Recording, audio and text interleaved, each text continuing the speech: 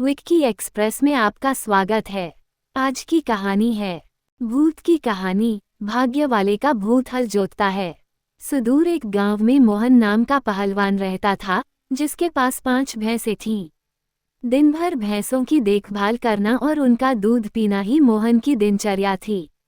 भैंसों का दूध पीते रहने के कारण वह काफी बलवान हो गया था। मोहन अपने बचाव और सहारे के लिए एक लोहे की छड़ हमेशा साथ रखता था। इस कारण कोई भी मोहन को एक बार देख लेता तो उसकी हृष्ट-पुष्ट काया व शक्तिशाली शरीर को देखकर डर जाया करता था।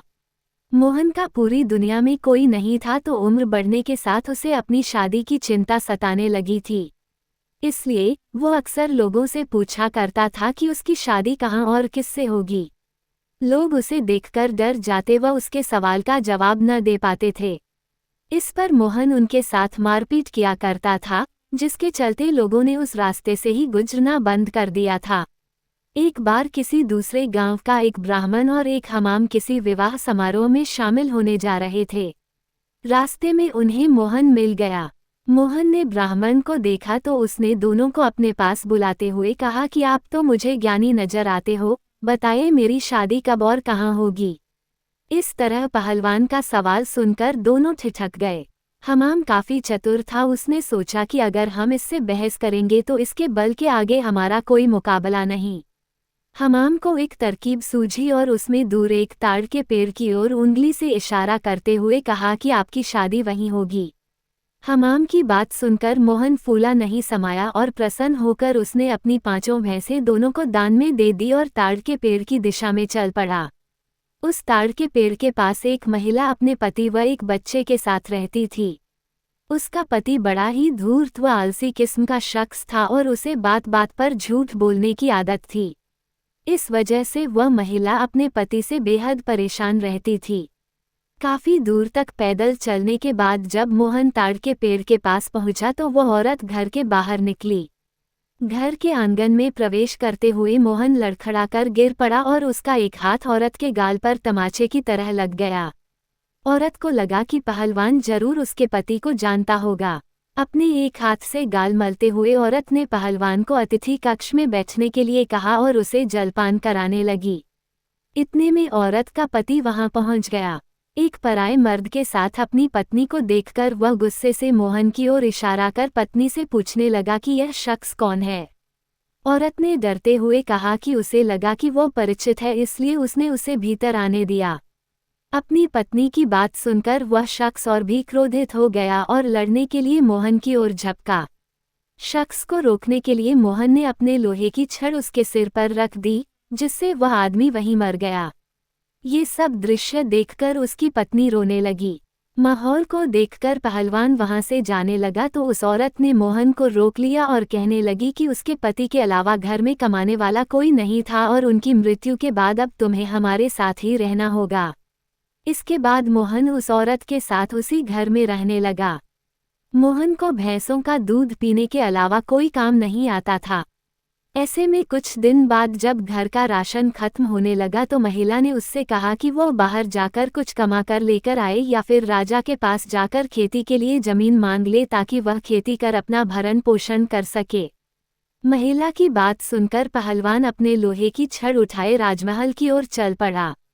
राजमहल के पास पहुंचने पर सभी द्वारपाल और सैनिक मोहन की काया देखकर डर से कांपने लगे और तुरंत राजा तक सूचना पहुंचाई कि कोई बलवान हाथ में लोहे की छड़ लिए महल की ओर बढ़ता चला आ रहा है।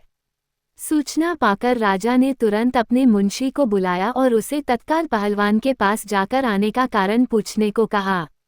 पहलवान मुंशी को खेती के लिए जमीन मांगने की अपनी विनती बताता है।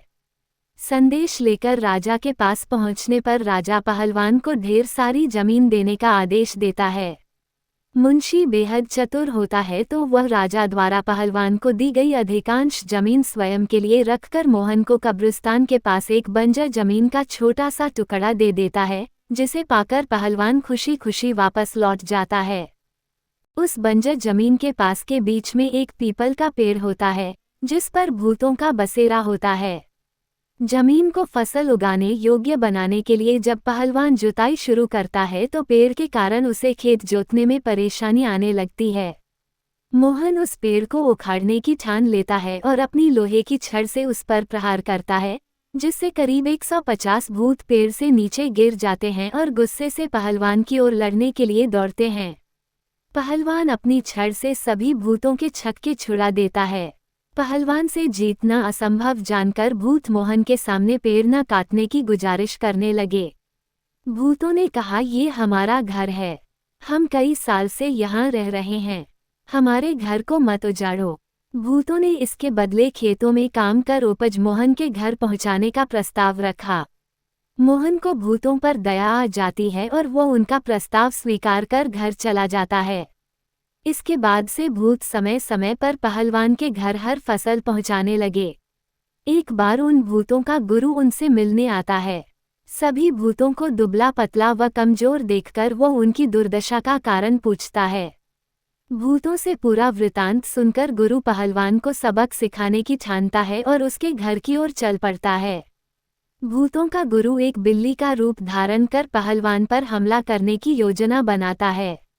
उन दिनों पहलवान के घर में रोज एक बिल्ली रसोई में घुसकर सारा दूध पी जाती थी, जिससे वह काफी परेशान था।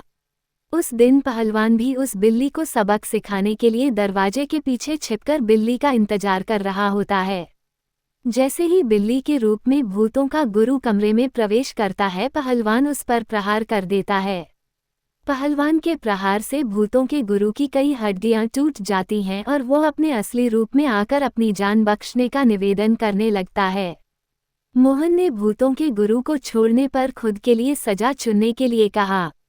ऐसे में भूतों के गुरु ने कहा कि उसे बख्शने पर वह राशन की मात्रा दोगुनी कर देगा।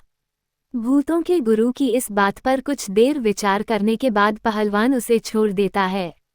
पहलवान के घर से निकलकर भूतों का गुरु सीधे अपने शिष्यों के पास जाता है।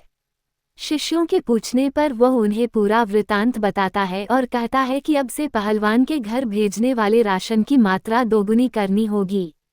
कहानी से शिक्षा: अगर आपका भाग्य बलवान हो तो विपत्तियां भी अवसर में बदल सकती हैं।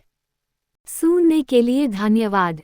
मेरा चैनल सब्सक्राइब करें, लाइक और शेयर भी करें। धन्यवाद।